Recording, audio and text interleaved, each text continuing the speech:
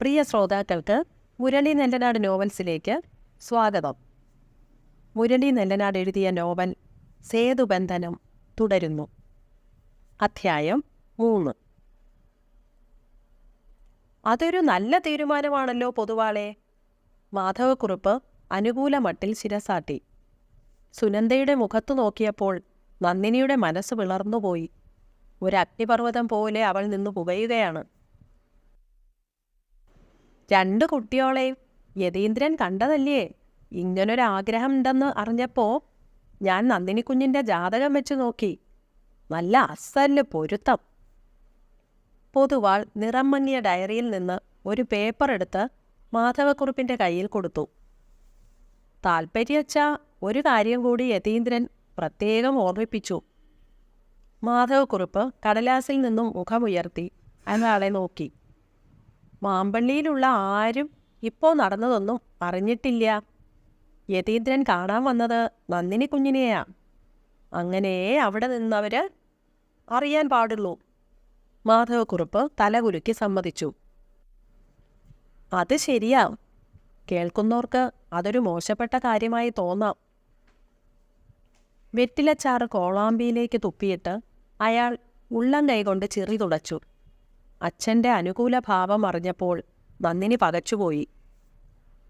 ഞാനിപ്പോ എന്താ ചെന്ന് പറയേണ്ടത്? പൊതുവാൾ അക്ഷമ ഭാവിച്ചു.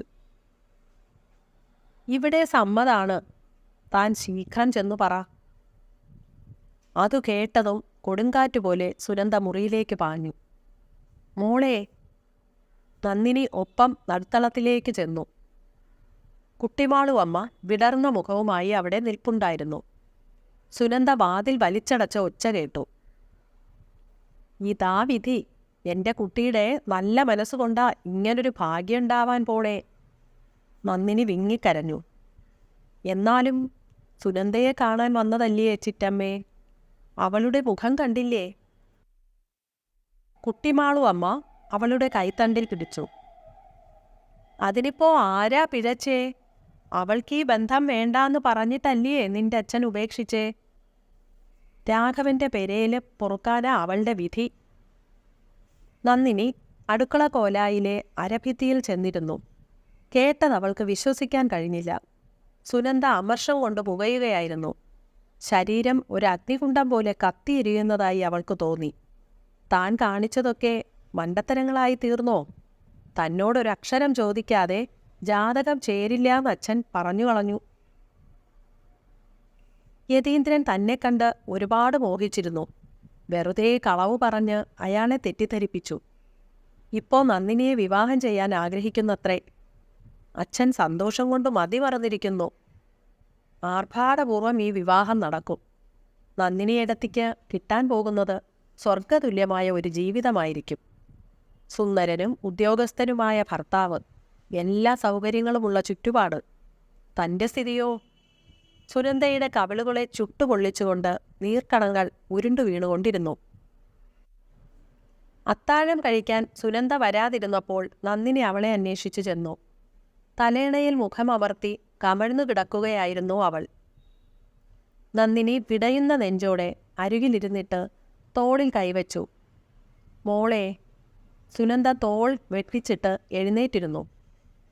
ഞാൻ എന്താ ചെയ്യേണ്ടത്? ഇങ്ങനെയൊക്കെ വരുന്നു കരുതിയതാണോ? വേദനയോടെ നന്ദിനി ചോദിച്ചു. സുനന്ദ പരിഹാസത്തോടെ നോക്കി. അഭിനയം നന്നായിരിക്കണോ? എന്തൊക്കെയായിരുന്നു സൗജന്യമായി തന്ന ഉപദേശങ്ങൾ? സുധിയെ മറക്കണം, യതീന്ദ്രനെ വിവാഹം ചെയ്യണം. എന്നിട്ടെന്തായി? ഇരുട്ടി വെളുത്തപ്പോൾ എല്ലാം സ്വന്തായില്ലേ? സുനന്ദയിൽ നിന്ന് അമർഷം ചീറ്റി. നന്ദിനി നടുങ്ങിപ്പോയി. അവൾക്ക് വിശ്വസിക്കാനായില്ല. സുനന്ദയ്ക്ക് താല്പര്യമുണ്ടായിരുന്നോ? എനിക്ക് അയാളെ കിട്ടില്ലാന്നൊരു നിരാശയും ഇല്ല.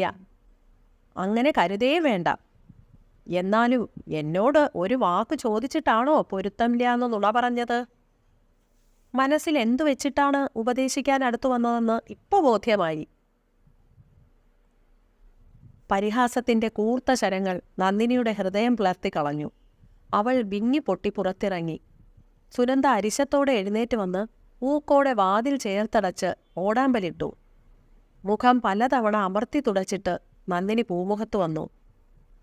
മാധവക്കുറുപ്പ് ഊണ് കഴിഞ്ഞ് വന്ന് മുറുക്കാനുള്ള തയ്യാറെടുപ്പിലായിരുന്നു. എങ്ങനെ തുടങ്ങണമെന്നറിയാതെ അവൾ ചുമർ ചാരി നിന്നു. അയാൾ അവളെ വാത്സല്യത്തോടെ നോക്കി. വിവരങ്ങളൊക്കെ പൊതുവാളിൻ്റെ നാവീന്ന് നീ കേട്ടില്ലേ? നന്ദിനി വീർപ്പടക്കി. അവരോട് നാളെ വരാൻ പറഞ്ഞു വിട്ടിട്ടുണ്ട്. ഇങ്ങനൊരാഗ്രഹം യതീന്ദ്രന് തോന്നുന്ന ആരും പ്രതീക്ഷിച്ചതല്ലായിരുന്നു. പിന്നെ മാങ്കോയിക്കലെ സ്ഥിതി അവനറിയാം. അഭിമാനത്തോടെ അയാൾ അടയ്ക്കയും വെറ്റിലയും വായിലേക്ക് വെച്ചു. നന്ദിനി വിങ്ങിപ്പോയി. അയാൾ അമ്പരപ്പോടെ മകളെ നോക്കി. അപ്പോൾ വാതിൽക്കൽ കുട്ടിമാളു അമ്മയുടെ മുഖവും കണ്ടു. എനിക്ക് വിവാഹം വേണ്ടച്ചാ. കളവ് പറഞ്ഞിട്ടല്ലേ എനിക്കിത് കിട്ടാൻ പോണേ? തീയിൽ സ്പർശിച്ചതുപോലെ മാധവക്കുറുപ്പ് നടുങ്ങി എഴുന്നേറ്റു. നന്ദിനി തൻ്റെ നീക്കങ്ങൾ അറിഞ്ഞുവോ? എന്താ നീ പറയണേ? ശ്വാസം വിടാതെ അയാൾ ചോദിച്ചു. സുനന്ദയുടെ ജാതകം നോക്കാതല്ലയോ ചേരില്ലാന്ന് പറഞ്ഞത്? അവൾക്ക് സങ്കടമുണ്ട്. മാധവക്കുറുപ്പിൻ്റെ മനസ്സ് തണുത്തു. അതാണോ കാര്യം? അന്യജാതിക്കാരൻ്റെ ഒപ്പം ഇറങ്ങിപ്പോകണ്ടെന്ന് കരുതിയാ അവൾക്ക് ഈ ആലോചന കൊണ്ടുവന്നത്. എന്നിട്ട് എൻ്റെ മുഖത്ത് നോക്കി അവൾ എന്താ പറഞ്ഞത്? നീയും കുട്ടിമാളുവും കേട്ടതല്ലേ? ഭീഷണിപ്പെടുത്തിയിട്ടല്ലേ അവൾ ഈ പൂമുഖത്തോട്ടിറങ്ങിയത്? എന്നിട്ടിപ്പോ? സുനന്ദയുടെ മനസ്സിന് ചാഞ്ചാട്ടം വന്നു തുടങ്ങിയെന്ന് മാധവക്കുറുപ്പിന് മനസ്സിലായി. പരിഹാസം കൊണ്ട് അയാളുടെ ചുണ്ടുകൾ വക്രിച്ചു. അവളോട് ചോദിച്ചിട്ട് മതിയായിരുന്നില്ലേ അച്ഛാ ജാതകം ചേരില്ല എന്ന് പറയേണ്ടിയിരുന്നത്? ഇടർച്ചയോടെ നന്ദിനി ചോദിച്ചു. നന്ദിനി! മാധവക്കുറുപ്പിൻ്റെ ഒച്ച ഉയർന്നു. ഭയന്നുവെങ്കിലും ഉള്ളിലെ വിങ്ങൽ പ്രകടിപ്പിക്കാതിരിക്കാൻ അവൾക്കായില്ല. അവൾക്ക് നല്ലൊരു ജീവിതം കിട്ടണ്ടേ അച്ഛാ. ഇനിയും എന്തെങ്കിലും മാർഗമുണ്ടോ? മാധവക്കുറുപ്പ് ഗർജിച്ചു. നാവടക്കണുണ്ടോ? അയാളുടെ കണ്ണുകൾ ചുവന്നു തുറിച്ചു. മാങ്കോയിക്കൽ മാധവക്കുറുപ്പിന് പാക്കൊന്നേയുള്ളൂ. മാധവക്കുറുപ്പ് ക്ഷോഭം അടക്കിയിട്ട് നന്ദിനിയുടെ അരികിൽ വന്നു. അവൾക്ക് ഈ ബന്ധത്തിൽ താൽപ്പര്യമില്ല. നിന്റെ വിവാഹം നടക്കുമെന്ന് ഉറപ്പായപ്പോ ഉണ്ടായ അസൂയയാ. അത് മനസ്സിലാക്കാൻ നിനക്ക് കഴിയാണ്ടുപോയി. ഇല്ലച്ചാ, അവൾക്ക് മാറ്റം വന്നിട്ടുണ്ട്, നന്ദിനി ഉറപ്പോടെ പറഞ്ഞു. ഇവളെ ഞാൻ എന്തു പറഞ്ഞാ വിശ്വസിപ്പിക്കേണ്ടേ? ഇന്നലെയും ആ രാഘവന്റെ മോനും അവളും പോസ്റ്റ് ഓഫീസിന് മുന്നിൽ നിന്ന് സംസാരിക്കുന്നത് കണ്ടവരുണ്ട്. നന്ദിനിക്ക് വിശ്വസിക്കാനായില്ല. എന്നോടിത് പറഞ്ഞത് മറ്റാരുമല്ല, ബലരാമനാ. നന്ദിനി ഞെട്ടലോടെ ചിറ്റമ്മയെ നോക്കി. അവരും പകച്ചുപോയി. ബലരാമൻ പറഞ്ഞിട്ടുണ്ടെങ്കിൽ സത്യമാണെന്ന് അവർക്കറിയാം. ഒരിക്കലും തൻ്റെ അനിയൻ കളവ് പറയാറില്ല. ബാലനാണോ പറഞ്ഞുവെന്നോ? അതെ, ആധാരമെഴുതാൻ പോണ മുളയ്ക്കലെ ഗോപാല പണിക്കരാ അവരെ കണ്ടത്. അടിച്ചിട്ടും കാര്യമില്ലാന്ന് തോന്നിയിട്ടാ ഞാനത് ചോദിക്കാതിരുന്നത്. അവൾ അവൻ്റെ ഒപ്പേ പോവൂ. അതിനു മുമ്പ് എനിക്ക് നിന്റെ വിവാഹം നടത്തണം. നന്ദിനി ചുമർ ചാരി നിസ്സഹായയായി നിന്നു. അകത്തേക്ക് വാ കുട്ടിയെ. കുട്ടിമാളു അമ്മ അവളെ കൂട്ടിക്കൊണ്ടുപോയി. രാവിലെ നന്ദിനി ചോറുപാത്രവുമായി വന്നപ്പോൾ സുനന്ദ പോയിക്കഴിഞ്ഞിരുന്നു. വൈകുന്നേരം വരെ അവൾ വിശന്നിരിക്കണമല്ലോ എന്നോർത്തപ്പോൾ നന്ദിനിക്ക് സങ്കടം വന്നു. 10 മണി കഴിഞ്ഞപ്പോൾ ഒരു കാർ പടിപ്പുരയുടെ മുന്നിൽ വന്നു നിന്നു. കുട്ടിമാളു, അവരെത്തിപ്പോയി. കസേരയിൽ കിടന്ന മാധവക്കുറുപ്പ് ചാടി എഴുന്നേറ്റു. പടിപ്പുര കയറി ആദ്യം വന്നത് 60 വയസ്സ് പ്രായമുള്ള ഒരാളായിരുന്നു. വെളുത്ത ദേഹം, ശിരസ് നരച്ചു കഴിഞ്ഞിരുന്നു. മുഖത്തു തന്നെ തറവാടിത്തം തെളിഞ്ഞു നിന്നു. തലയുയർത്തിപ്പിടിച്ചുള്ള നടത്ത. അയാൾക്കൊപ്പം നടക്കാൻ മടിച്ചിട്ടെന്നോണം 2 അടി പിന്നിലായി മെലിഞ്ഞ ദേഹപ്രകൃതിയുള്ള മറ്റൊരു മധ്യവയസ്കൻ, ഒപ്പം ദല്ലാൾ പൊതുവാളും.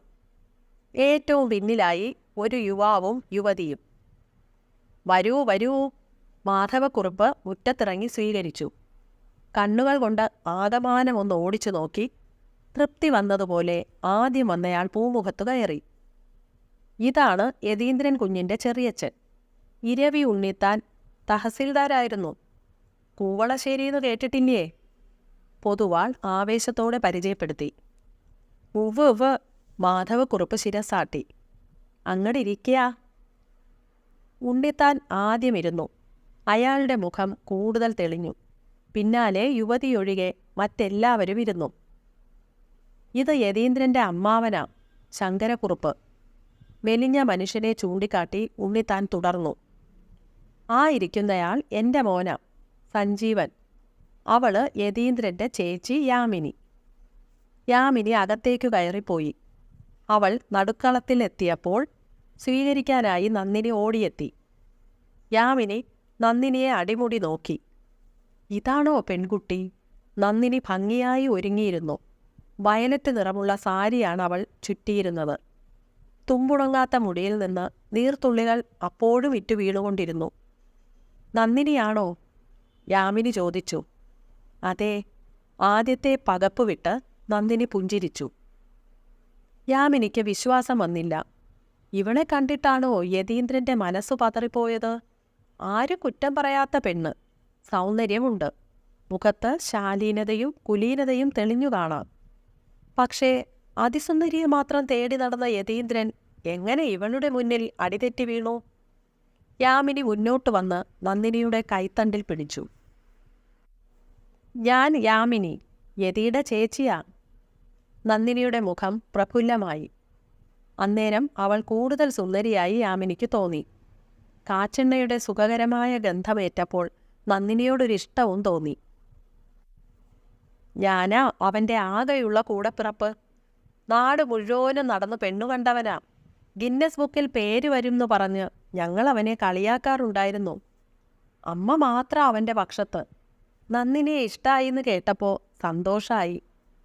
യാമിനിയുടെ വാക്കുകൾ കേട്ട് അവളുടെ മനസ്സ് കുളിർത്തു. അമ്മ എന്താ വരാത്തെ? അമ്മ എങ്ങനെ എങ്ങോട്ടും പോവാറില്ല. പിന്നെ പ്രായത്തിൻ്റെ അസ്കൃതയും ഉണ്ട്, ഷുഗറും പ്രഷറും. ഒരു ദിവസം എങ്ങോട്ടെങ്കിലും പോയാൽ 9 ദിവസം കിടന്നു പോവും. യാമിനി ചിരിച്ചു. യാമിനി ചേച്ചിയുടെ ആൾ ഗൾഫിലാന്നു കേട്ടു. യാമിനിയുടെ കണ്ണുകൾ ഒരു തിളക്കമുണ്ടായി. ഉവ്വ്, ശബരിനാഥൻ എന്നാ പുള്ളിയുടെ പേര്. ഞങ്ങൾക്ക് 2 പെൺമക്കളാ. 4ലും 2ലും പഠിക്കാം. കുട്ടിമാളു അമ്മ ചായക്കപ്പുകൾ വെച്ച ട്രേയുമായി അങ്ങോട്ട് വന്നു. ചിറ്റമ്മയാ, നന്ദിനി പരിചയപ്പെടുത്തി. ചായ കൊണ്ടുപോയി കൊടുക്കാം. പൂമുഖത്ത് നിന്ന് ഉച്ചത്തിലുള്ള ചിരിയും സംസാരവും കേൾക്കുന്നുണ്ടായിരുന്നു. നന്ദിനിയും യാമിനിയും അവിടേക്ക് വന്നപ്പോൾ ഒച്ച നിലച്ചു. നന്ദിനി ചായക്കപ്പുകൾ ഓരോരുത്തർക്കായി കൊടുത്തു. എല്ലാ കണ്ണുകളും അവളുടെ മുഖത്ത് പതിഞ്ഞു. പൊതുവാൾ നെഞ്ചിടിപ്പോടെ മാധവക്കുറുപ്പിനെ ഇടയ്ക്കിടെ നോക്കുന്നുണ്ടായിരുന്നു.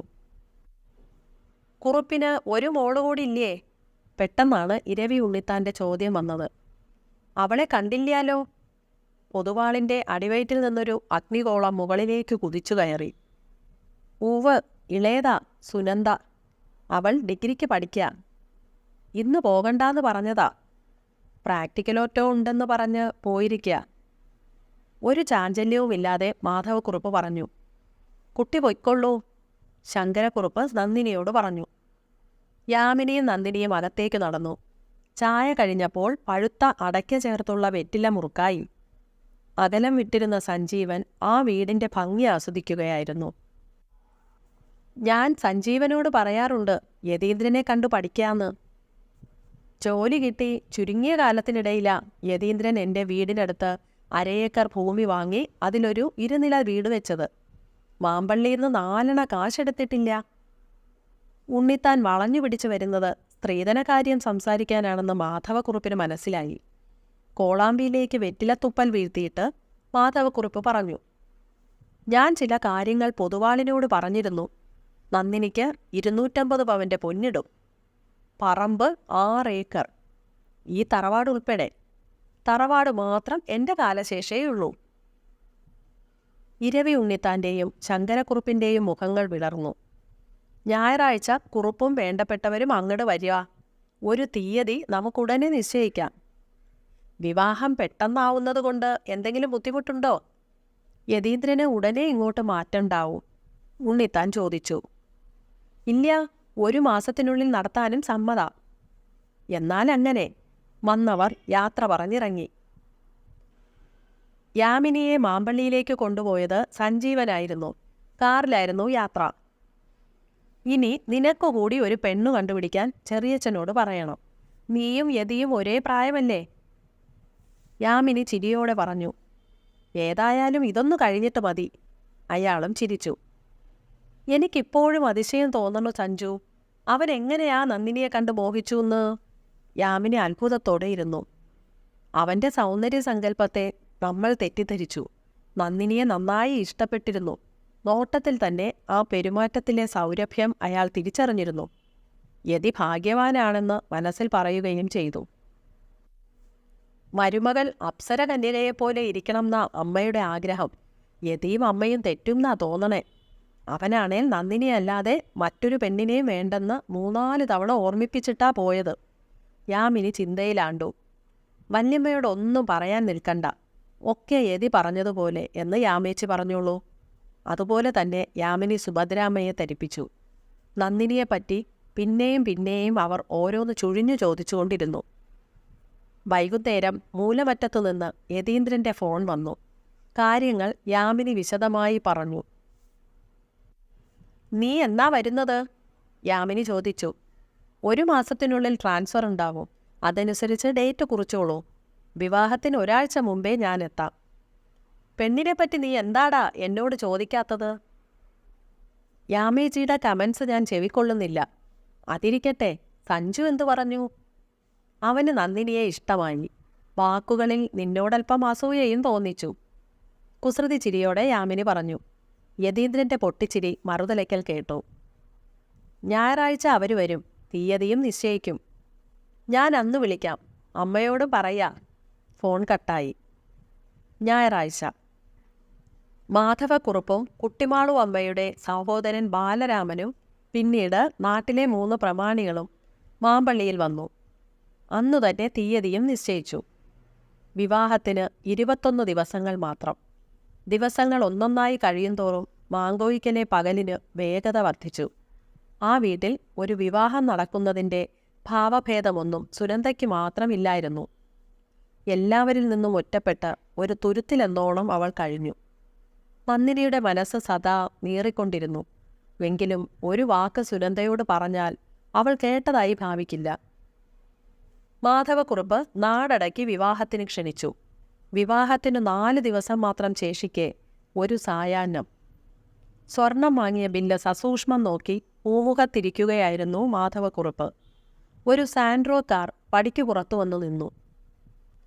മുഖമുയർത്തിയ മാധവക്കുറുപ്പിൻ്റെ ഹൃദയം പിളർത്തി ഒരു നടുക്കം പാഞ്ഞുപോയി. ഈശ്വരാ, ചതിച്ചോ? യതീന്ദ്രനും സഞ്ജീവനും പടികയറി വരുന്നതാണ് അയാൾ കണ്ടത്. അടുത്ത ലക്കത്തിൽ തുടർന്നു കേൾക്കാം. എല്ലാ പ്രിയപ്പെട്ടവരും ഈ വീഡിയോ ലൈക്ക് ചെയ്യുന്നതിനോടൊപ്പം ചാനൽ സബ്സ്ക്രൈബ് ചെയ്യണമെന്നും ഷെയർ ചെയ്യണമെന്നും അപേക്ഷിക്കുന്നു. മുരളി നെല്ലനാട് നോവൽസിന് വേണ്ടി പ്രവീണ.